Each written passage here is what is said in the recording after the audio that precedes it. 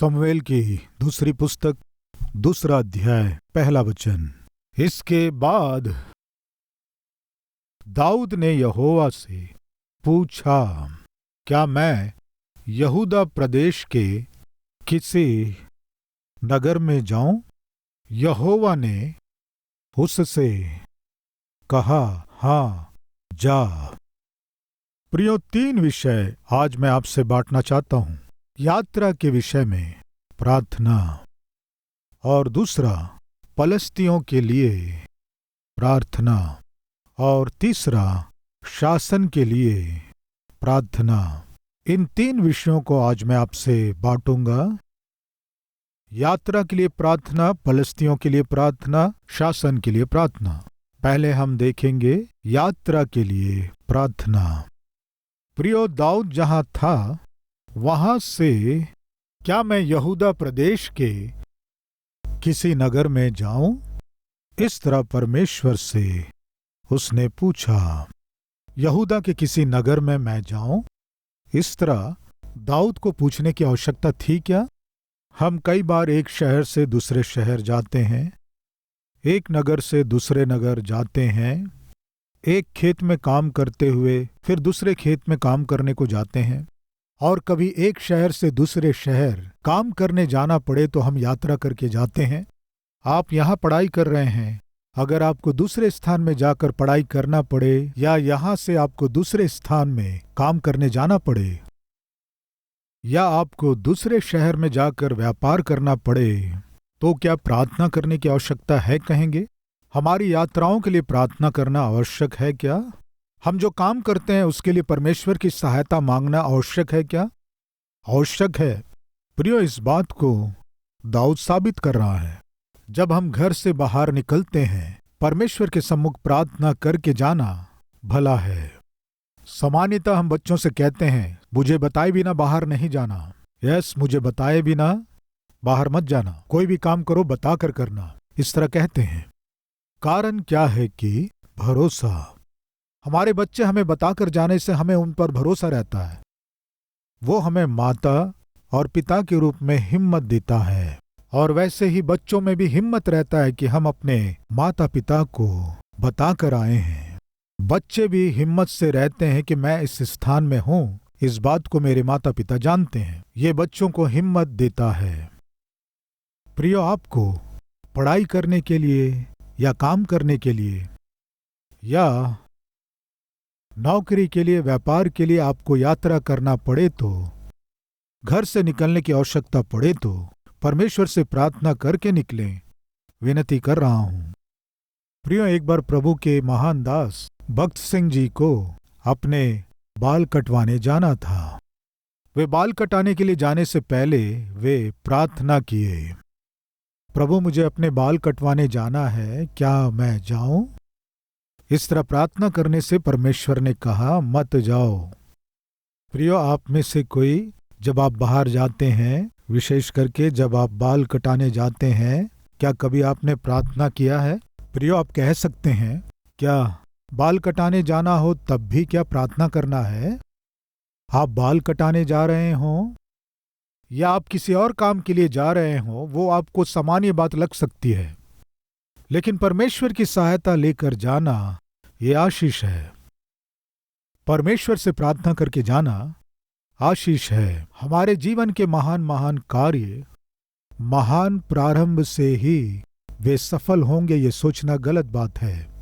हमारे जीवन के लिए प्रभु ने जो आश्चर्य कार्यों को छिपा रखा है और जो हमें अचंभित करते हैं, ऐसे काम और अद्भुत सफलताएं कई बार बहुत ही साधारण दिन से ही प्रारंभ होते हैं, बहुत ही साधारण कामों से ही प्रारंभ होते हैं। प्रियो, दाऊद के पिता दाऊद को बुलाकर इन रोटियों और अनाज को ले जाओ, तुम्हारे भाई जो युद्ध के मैदान में हैं उन्हें देकर आओ, कहने से ये एक सामान्य दिन था दाऊद के जीवन में। दाऊद क्या काम किया? रोटियां और अनाज बोरों में लेकर युद्ध भूमि में अपने भाइयों के पास जा रहा था। ये कोई महान काम नहीं था। उनके पास काम करने वाले नौकर या मजदूर भी कर सकते थे, इस काम को स्वयं दाऊद को ही करने की आवश्यकता नहीं थी, क्योंकि ये सामान्य सा काम था, ये साधारण काम था। लेकिन ध्यान दीजिए, परमेश्वर दाऊद के संग था। प्रियो, दाऊद का चरवाहा यहोवा था। वो अपने जीवन को यहोवा के हाथ में सौंपा। इसीलिए उसके जीवन में काम छोटा हो या बड़ा हो, बहुत ही जिम्मेदारी के साथ करता था। उसके पिता ने बुलाकर इन रोटियों को और इस अनाज को लेकर जाओ कहने से उस स्थान में मैं होता तो निश्चय कहता, पिताजी, इन रोटियों को ले जाने के लिए, इस अनाज को ले जाने के लिए क्या केवल मैं ही मिला हूं आपको? घर में नौकर है ना, वे लोग लेकर जाएंगे ना। ये काम मुझे क्यों सौंप रहे हैं आप? जानबूझकर आप कर रहे हैं। शायद ऐसा मैं कहा होता। लेकिन दाऊद पिता के विरोध में बोलने वाला नहीं था। पिता उसे कोई काम बताने से कुड़कुड़ाता नहीं था। क्यों हमेशा मुझे ही काम बताते हो?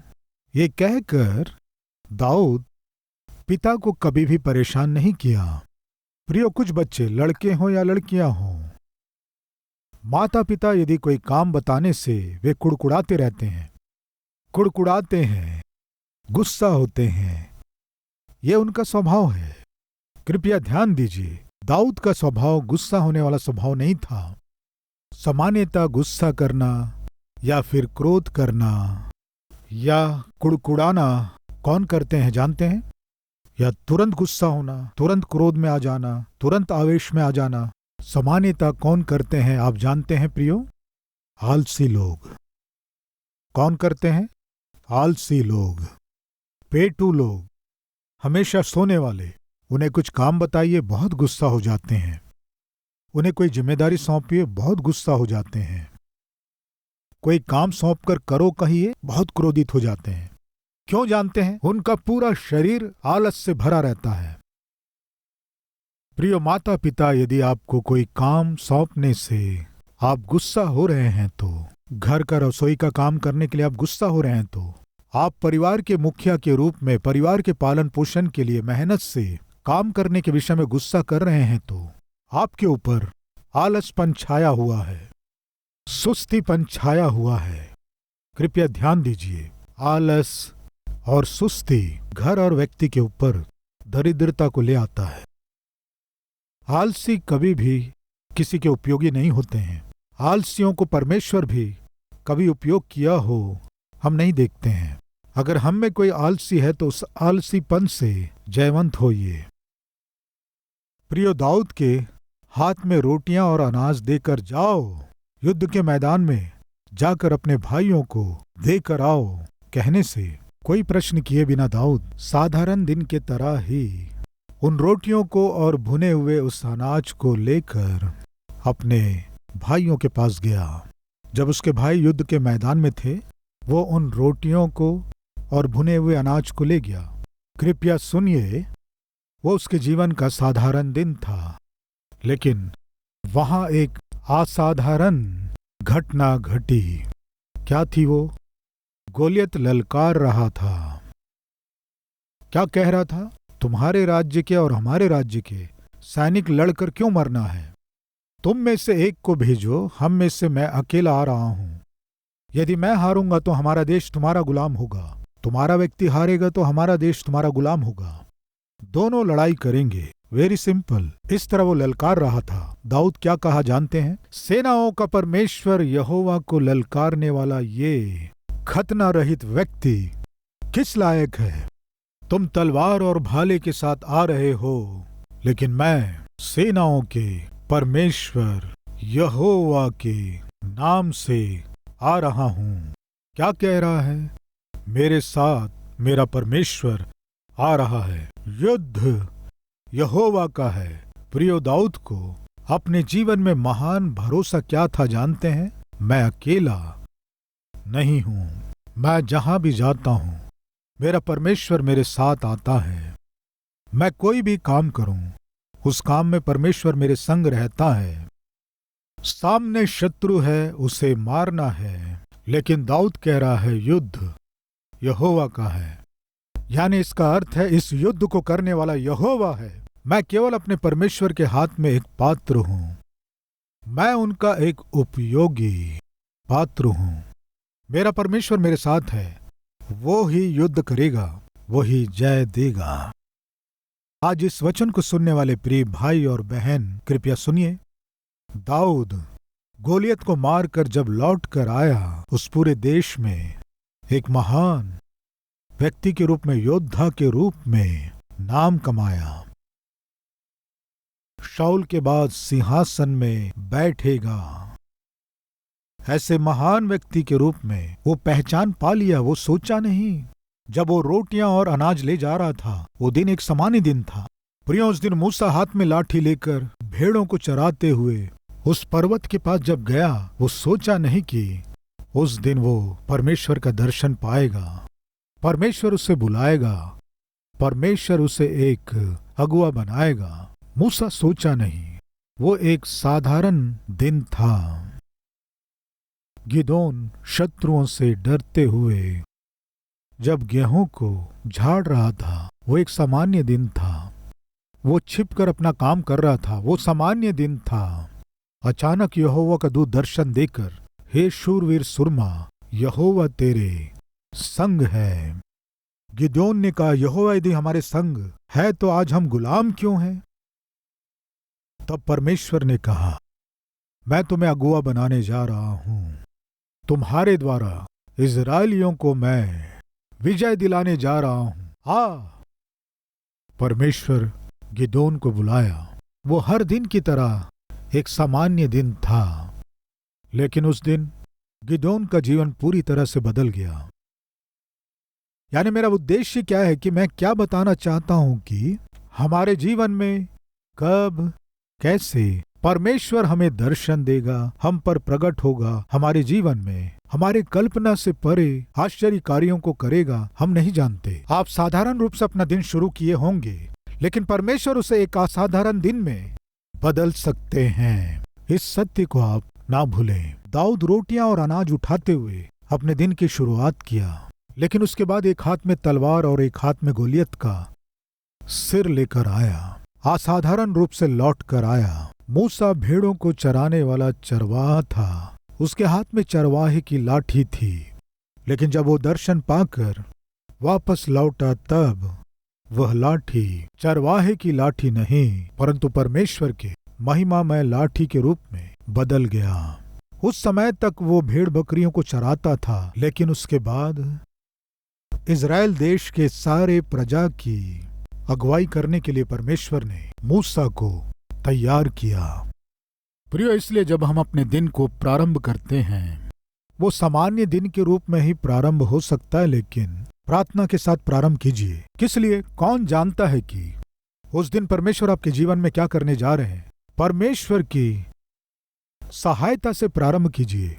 दाऊद परमेश्वर से, क्या मैं यहूदा के किसी नगर में जा सकता हूं? इस तरह प्रार्थना किया। बख्श सिंह जी ने प्रार्थना किया, प्रभु बाल बढ़ गए हैं, क्या मैं कटिंग कराने जा सकता हूं? इस तरह पूछा। परमेश्वर ने कहा, अभी नहीं, कुछ दिन रुको, अभी नहीं, थोड़ा रुको, तुम बाद में कराना। फिर अगले सप्ताह, प्रभु बाल बहुत बढ़ गए हैं, क्या मैं कटिंग कराने जा सकता हूं? पूछने से परमेश्वर ने कहा, अभी नहीं, बाद में कराना। उसके बाद बाल और थोड़ा बढ़ जाने के बाद, क्या मैं अब जा सकता हूं प्रभु? प्रभु ने कहा, ठीक है, जाओ। पहले प्रभु ने मना किया था, बाद में जाओ कहा। तब बख्श सिंह जी उस बार्बर शॉप में जाकर कटिंग कराते समय, सामान्यता हमेशा जब वे कटिंग कराते थे 10-15 मिनट में कटिंग हो जाता था, क्योंकि बाल ज्यादा लंबे नहीं होते थे। उस दिन बाल थोड़े लंबे थे, इसलिए 10 मिनट में कटिंग हो जाना था, 20 से 30 मिनट लग गए। लेकिन बख्श सिंह जी को वो 20-30 मिनट का थोड़ा लंबा समय मिल गया कि उस बाल काटने वाले व्यक्ति को प्रभु के सुसमाचार को विस्तार रूप से सुना सके। फलस्वरूप अधिक समय तक स्पष्ट रूप से, अच्छी रीति से सुसमाचार को उस बाल काटने वाले व्यक्ति को सुनाने का अवसर मिला। इसलिए सुसमाचार को जब सुनाया, बाल काटने वाला वो व्यक्ति उद्धार पा लिया। कितनी सुंदर गवाही है प्रियो। भक्त सिंह जी बहुत पहले ही कटिंग कराने चले गए होते, लेकिन प्रभु मना किए। क्यों मना कर रहे हैं वे नहीं जानते थे, लेकिन भक्त सिंह चाहते थे कि परमेश्वर की योजना क्या है उसे जानना है। प्रिय भाइयों और बहनों, हर दिन जब हम अपनी यात्रा को शुरू करते हैं, अपने काम के लिए हो सकता है, पढ़ाई के लिए हो सकता है, अपनी सेवाकाई के लिए हो सकता है, जब आप अपने दिन की शुरुआत करते हैं, प्रभु से प्रार्थना करें, प्रभु यात्रा में जा रहा हूं, क्या मैं जाऊं? और नौकरी करने वाले, प्रभु क्या मैं आज नौकरी में जाऊं? प्रभु क्या आज मैं स्कूल जाऊं? क्या मैं कॉलेज जाऊं? और जब रविवार को चर्च जाना होता है तब, प्रभु क्या आज मैं चर्च जाऊं या फिर नहीं जाऊं? परमेश्वर हमें कॉमन सेंस दिया है। उस कॉमन सेंस का उपयोग करते हुए ही परमेश्वर की सहायता को हमें लेना है। प्रिय बहनों, प्रभु क्या आज मैं भोजन बनाऊं? इस तरह पूछिए। अगर आपको बनाने का मन नहीं होने से अपने पति से कहिए, पता नहीं जी क्यों प्रभु मुझे आज्ञा नहीं दे रहे हैं। किस काम के लिए आज्ञा नहीं दे रहे हैं? भोजन बनाने के लिए आज्ञा नहीं दे रहे हैं। तब वो आपको आज्ञा देगा। क्या आज्ञा देगा? अपने मायके चले जाओ। प्रियो, इसलिए जब हम प्रार्थना करते हैं तब परमेश्वर की इच्छा को करना है। परमेश्वर की सहायता मेरे संग रहना है। इस उद्देश्य के साथ प्रार्थना करने से आपकी यात्रा, आपका काम, आपकी कोशिशें, आपकी सेवाकाई आशीषित होगी। दाऊद परमेश्वर के निकट आकर प्रार्थना किया, प्रभु मैं यहूदा के किसी नगर में जाऊं? तब परमेश्वर ने कहा, हाँ जाओ। जाने से क्या होगा? यहूदा के नगर में जाने से क्या होगा? क्या होगा दाऊद को क्या मालूम, लेकिन क्या होने जा रहा है परमेश्वर को मालूम था। लेकिन आप जहां जा रहे हैं वहां क्या होगा शायद आपको मालूम ना हो। आप ऑफिस जा रहे हैं, ऑफिस में क्या होने वाला आपको मालूम है क्या? नौकरी में जा रहे हैं, नौकरी में क्या होने वाला आपको मालूम है क्या? खेत में जा रहे हैं, खेत में क्या होने वाला आप जानते हैं क्या? आप सेवाकाई में जा रहे हैं, असली में उस सेवाकाई में क्या होने जा रहा है आपको मालूम है क्या? कॉलेज या फिर स्कूल जाने वाले हैं, वहां क्या होने वाला आपको मालूम है क्या? क्या होने जा रहा आपको नहीं मालूम, क्या होगा आप नहीं जानते, लेकिन सब कुछ जानने वाला परमेश्वर है। वही प्रभु यीशु मसीह है। उस परमेश्वर के हाथ में हम अपने काम को, अपनी यात्रा को, अपनी सेवा को सौंपने से कितना अच्छा होगा। प्रियो, दाऊद आकर परमेश्वर से पूछा, यहोवा क्या मैं यहूदा नगर को जाऊं? हाँ जाओ। प्रियो, दाऊद को नहीं मालूम था वहां क्या होने वाला है, लेकिन परमेश्वर को मालूम था। जाओ। ठीक है प्रभु, जाऊंगा। गया। उसके बाद क्या हुआ जानते हैं? देखिए क्या हुआ। 3 वचन, दाऊद अपने साथियों को भी एक एक के घराने समेत वहां ले गया और वे हेब्रोन के गांव में रहने लगे। तब यहूदी लोग गए और वहां दाऊद का अभिषेक किया कि वह यहूदियों के घराने का राजा हो। प्रियो, दाऊद कभी सोचा क्या? क्या उसे मालूम था क्या होने जा रहा है? यहोवा क्या मैं यहूदा के किसी नगर में जाऊं? हाँ जाओ। ठीक है प्रभु, आप कह रहे हैं तो मैं जाऊंगा। प्रियो, वहां जाने के बाद क्या हुआ जानते हैं? दाऊद का अभिषेक हुआ। दाऊद का राजा के रूप में अभिषेक हुआ। वो दिन साधारण दिन के रूप में दिखाई दिया। वो यात्रा साधारण यात्रा के रूप में था, लेकिन उसका जो प्रतिफल हुआ वो साधारण नहीं था। उसके प्रतिफल में जो आशीष मिली वो साधारण नहीं थी। दाऊद जब यहूदा नगर को गया, वहां के सारे लोग मिलकर एक साथ आए और दाऊद को यहूदा के लोगों के ऊपर राजा के रूप में अभिषेक किए। प्रियो, कौन जानता है आप जिस काम को प्रारंभ करने जा रहे हैं उसका अंत क्या होगा? जिस आश्चर्य कार्य के विषय में, जिस अद्भुत कार्य के विषय में आप सोच रहे हैं कि देरी हो रही है, प्रियो उसका उत्तर परमेश्वर आपको किस दिन देंगे वो आप जानते नहीं हैं। इसलिए आप अपनी यात्रा को प्रार्थना के साथ प्रारंभ करें। परमेश्वर की महिमा करते हुए आप अपनी यात्रा को, अपने काम को, अपनी सेवाकाई को, अपनी कोशिश को आप समाप्त करें। ऐसा अनुग्रह परमेश्वर हम सबको देने पाए।